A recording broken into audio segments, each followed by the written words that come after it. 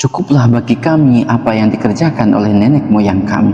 Teruskan apa yang akan kamu lakukan, Muhammad. Assalamualaikum warahmatullahi wabarakatuh. Sahabat jejak kedua yang dirahmati Allah. Apa kabar puasanya hari ini? Semoga masih semangat. Ramadan adalah bulan perjuangan. Menahan lapar dan dahaga itu berat.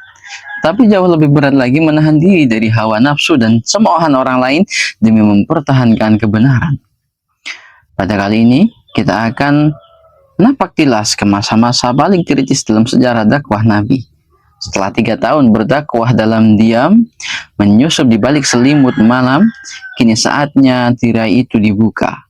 Allah memerintahkan sang Nabi untuk berdiri tegak menantang arus zaman, dan lalu menyuarakan kebenaran secara terang-terangan di hadapan wajah-wajah angkuh para pembesar Quraisy.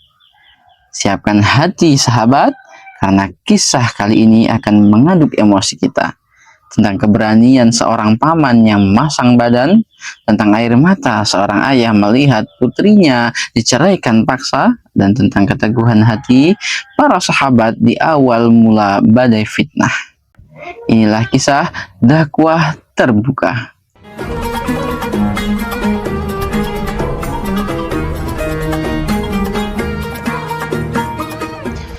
Selama 3 tahun Rasulullah berdakwah secara sembunyi-sembunyi, menanamkan pondasi tauhid tentang kematian, hari kebangkitan, surga dan neraka. Mengajarkan bahwa alam semesta ini punya keteraturan yang menjadi bukti adanya Sang Pencipta. Namun kaum Quraisy saat itu sudah terlalu nyaman dengan zona aman mereka. Mereka menyembah berhala bukan karena logika, tapi karena tradisi.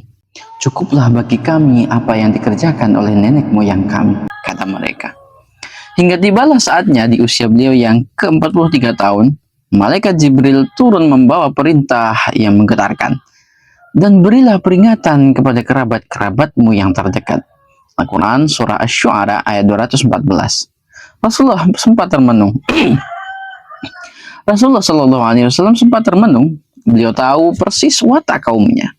Menyalahi tradisi leluhur di mata orang Arab adalah kejahatan besar. Tapi perintah Allah tak bisa ditawar. Beliau curhat kepada Ali bin Abi Thalib. Wahai Ali, Allah memerintahkanku memberi peringatan kepada kerabatku. Aku tahu mereka akan membenciku. Tapi jika aku diam, Allah akan murka kepadaku. Maka strategi disusun. Ali diminta menyiapkan jamuan makan. Diundanglah sekitar 40 tokoh Bani Hashim dan Bani Abdul Muthalib. Ada paman-paman Nabi, Abu Thalib, Hamzah, Abbas, dan tentu saja Abu Lahab. Namun di pertemuan pertama ini, sebelum Nabi sempat bicara, Abu Lahab sudah meracau. Katakan apa yang akan kamu katakan, Muhammad. Jangan kekanak-kanakan. Tidak ada orang yang lebih buruk membawa aib bagi kaumnya selain kau. Suasana jadi kacau. Nabi memilih diam. Pertemuan itu bubar tanpa hasil. Tapi Nabi tidak menyerah. Esokan harinya beliau mengundang mereka lagi, makan bersama lagi. Kali ini sebelum ada yang mengacau, Nabi langsung berdiri dan berkata lantang, wahai Bani Abdul Muthalib, demi Allah, aku tidak pernah melihat seseorang membawa sesuatu yang lebih baik dari apa yang kubawa untuk kalian. Aku membawa kebaikan dunia dan akhirat. Siapakah di antara kalian yang mau membantuku dalam urusan ini? Hening. Semua mata memandang sinis. Mereka saling sikut. Muhammad sudah gila, pikir mereka. Tiba-tiba suara cempreng memecah keheningan. Aku, wahai Nabi, aku akan membantumu. Itu suara Ali, bocah yang kakinya paling kecil di ruangan itu. Orang-orang tertawa terbahak-bahak. Abu Lahab mencemooh Abu Thalib. Lihat tuh, keponakanmu menyuruhmu tunduk pada anakmu sendiri. Namun Abu Thalib, meski berat meninggalkan agama leluhur, hatinya terikat cinta kepada keponakannya. Ia berkata tegas, teruskan apa yang akan kamu lakukan, Muhammad. Demi Allah, aku akan selalu melindungimu selama aku hidup. Tak cukup hanya keluarga, perintah Allah makin tegas. Maka sampaikan olehmu secara terang-terangan segala apa yang diperintahkan kepadamu. Al-Quran Surah Al-Hijr ayat 94.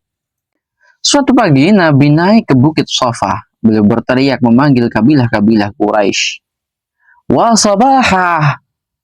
Seruan bahaya di pagi hari. Orang-orang berkumpul. Mereka penasaran. Muhammad dikenal sebagai Al-Amin, tak pernah bohong. "Wahai kaum Quraisy, jika aku kabarkan bahwa di balik bukit ini ada pasukan kuda yang akan menyerang kalian, apakah kalian percaya?" Tanya Nabi. "Tentu, kami tak pernah mendapati engkau berdusta," jawab mereka serempak. "Kalau begitu," lanjut Nabi, "ketahuilah sesungguhnya aku adalah pemberi peringatan kepada kalian tentang azab yang pedih jika kalian tidak menyembah Allah." Hening sejenak, lalu Abu Lahab kembali berteriak, "Celaka engkau Muhammad, apakah hanya untuk ini engkau kumpulkan kami?" Hari itu, deklarasi perang terhadap kesyirikan resmi dimulai. Sejak saat itu, langit Makkah berubah mendung bagi umat Islam. Toleransi semu yang dulu ada, kini lenyap. Orang-orang Quraisy mulai gerah. Ajaran Nabi Muhammad SAW ini berbahaya. Beliau mengajarkan kesetaraan, budak sama dengan majikannya. Orang kaya harus membagi harta dengan orang miskin. Ini merusak tatanan sosial mereka yang angkuh. Apalagi cara salat umat Islam yang meletakkan dahi ke tanah. Bagi orang Quraisy yang sombong, membungkuk mengambil cambuk yang jatuh saja mereka enggan, apalagi bersujud. Mulailah serangan mental dilancarkan. Mereka mengejek Nabi dengan sebutan putra Abi Kabesyah. Abi Kabesyah adalah suami dari ibu susuan Nabi, yakni Halimatus Sa'diyah, orang desa miskin. Maksud ejekan itu adalah, lihat tuh, anak orang miskin dari kampung mengaku-ngaku dapat wahyu. Tidak pantas. Padahal Abi Kabesyah adalah orang mulia akhlaknya. Ejekan itu tak mempan. Gagal menyerang pribadi, mereka menyerang keluarga. Sasaran empuknya adalah putri-putri Nabi. Ummu Jamil, istri Abu Lahab, memaksa kedua anaknya, yakni Utbah dan Utaibah, untuk menceraikan putri Nabi, Ruqayyah dan Ummu Kulsum. Ceraikan mereka, kembalikan anak-anak Muhammad padanya, teriak Ummu Jamil. Bayangkan perasaan Nabi sebagai seorang ayah, melihat putri-putrinya dipulangkan ke rumah dengan status janda, hanya karena kebencian mertua terhadap dakwah ayahnya. Tapi Allah Maha Baik. Tidak lama kemudian, Ruqayyah dinikahi oleh Utsman bin Affan, lelaki yang lebih mulia, lebih kaya, dan lebih tampan. Mereka juga menekan menantu Nabi yang lain, yakni Abul As. Para tokoh Quraisy membujuknya, "Ceraikan Zainab. Kami akan nikahkan engkau dengan wanita yang paling kaya dan paling cantik di Makkah." Tapi Abul As, meski saat itu belum masuk Islam, adalah lelaki sejati. Ia menolak mentah-mentah. "Demi Allah, tidak, aku tidak akan menceraikan istriku. Aku tidak menginginkan wanita manapun selain Zainab." Cinta mereka sangat kuat, meski beda akidah memisahkan dinding di hati mereka saat itu. Tak hanya serangan mental, fisik pun mulai diusik. Suatu hari Sa'ad bin Abil Waqqas dan beberapa sahabat sedang salat di sebuah lembah. Tiba-tiba muncul Abu Sufyan dan gerombolannya. Mereka mengejek, menertawakan gerakan salat dan memaki-maki. Mereka pikir umat Islam itu lemah. Mereka salah besar. Mereka sedang mengganggu singa yang sedang berzikir. Sa'ad bin Abi Waqqas tidak terima agamanya dihina. Darah mudahnya mendidih. Ia ambil tulang rahang unta yang tergeletak di tanah, lalu ia pukulkan ke kepala salah satu pengganggu itu hingga terluka. Itulah darah pertama yang tertumpah dalam sejarah Islam. Orang Quraisy kaget, ternyata pengikut Muhammad ini punya nyali. Sahabat jejak kedua, dakwah terbuka telah dimulai. Garis batas antara iman dan kekufuran semakin jelas. Serangan mental, fitnah keluarga, hingga gangguan fisik mulai mewarnai hari-hari Rasulullah dan para sahabat.